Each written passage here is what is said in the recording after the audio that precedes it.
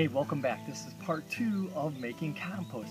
You saw us make the compost brewer with the air flowing all around it. Now we're going to actually do the recipe, and this is everything you're going to need. So we've got our 5-gallon bucket. It is filled up here. As you can see, it's all labeled.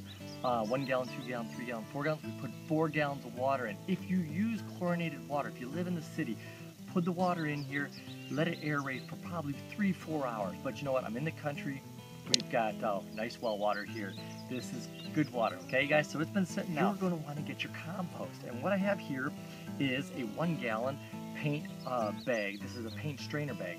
So what I've done is taken a Cool Whip container, cut the bottom off of it so you can see right through here, cut it off, and I put a little duct tape with wire on here just so it doesn't slip off. All this is for is taking, what I have is a mix of beautiful compost, guys. This is worm castings, this is manure, this is leaf humus, this is everything. But before I go ahead and pour it into our paint strainer bag, I'm going to add a couple ingredients to it. And one of the ingredients I like to add is bone meal. Bone meal adds nutrition, it's great nitrogen for the plants, and it builds those roots. You want a good solid root system, guys. So bone meal, I really like it. If you haven't used it, try it. Mix the dry ingredients now. So I'm going to take just a half a cup of the bone meal, stick it in with the rest of my mix here with the compost. Just throw it in there, perfectly fine. Mix it up. Don't be afraid to get your hands dirty.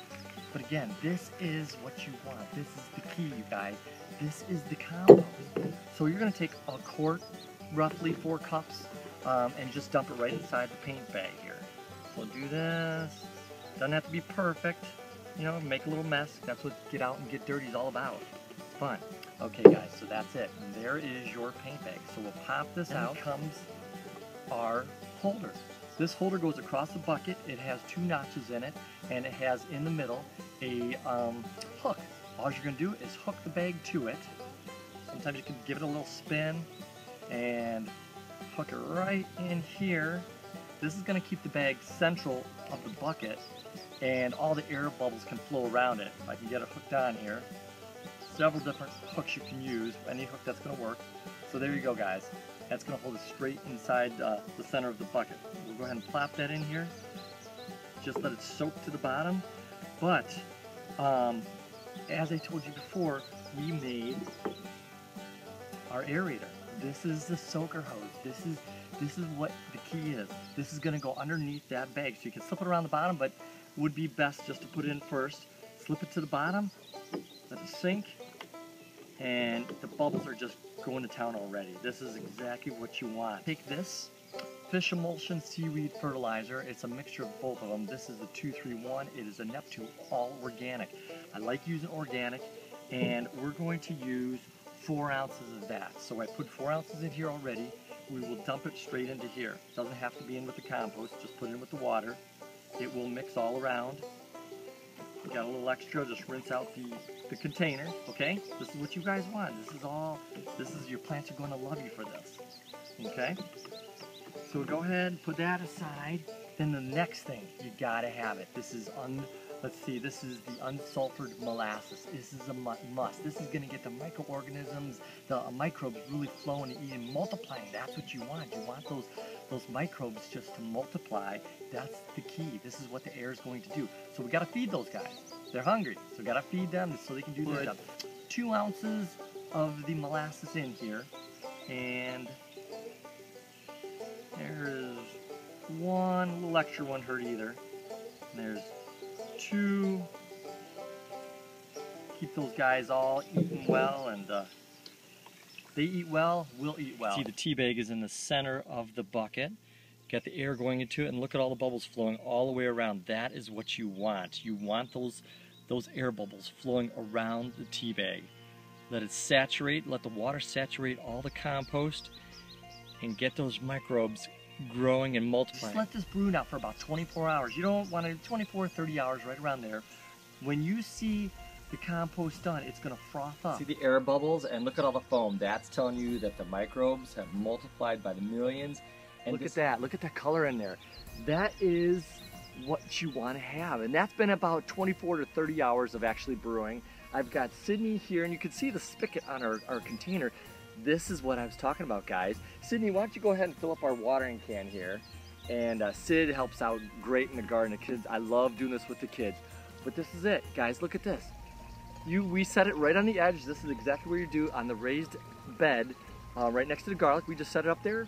We bring our watering can right over to it. She opens it up and starts filling it, and then we'll get to watering. Have the spigot, have your watering jug, but the neat thing is you not only can do a soil feed, you can take this spigot and go ahead and fill up a spray bottle, go ahead and do any kind of a spray, a jug, and do all your plants, not just your garden.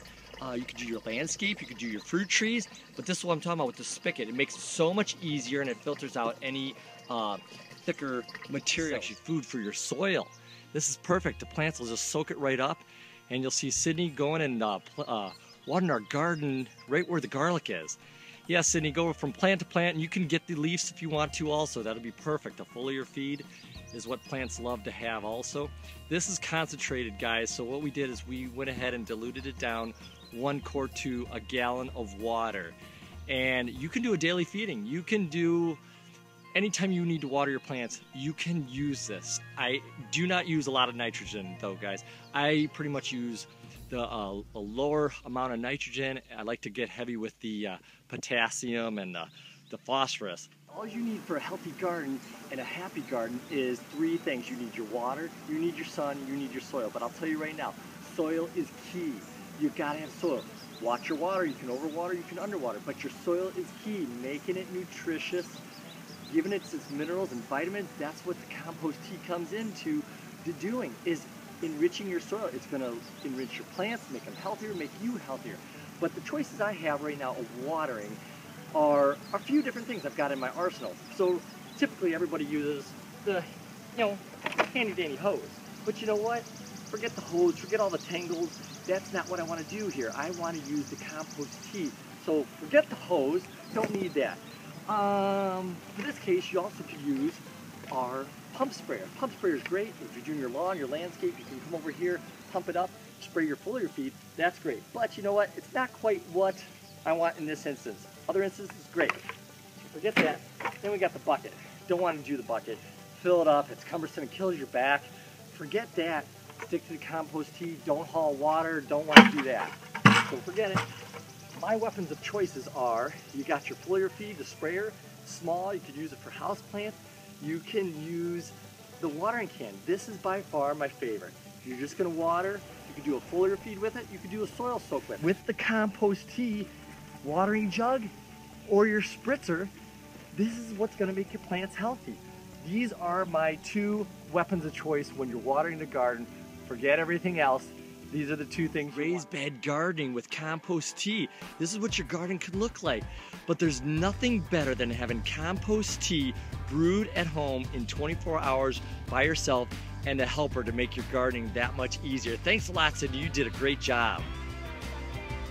Excellent. Compost tea, guys. Try it. You gotta do it. Enjoy.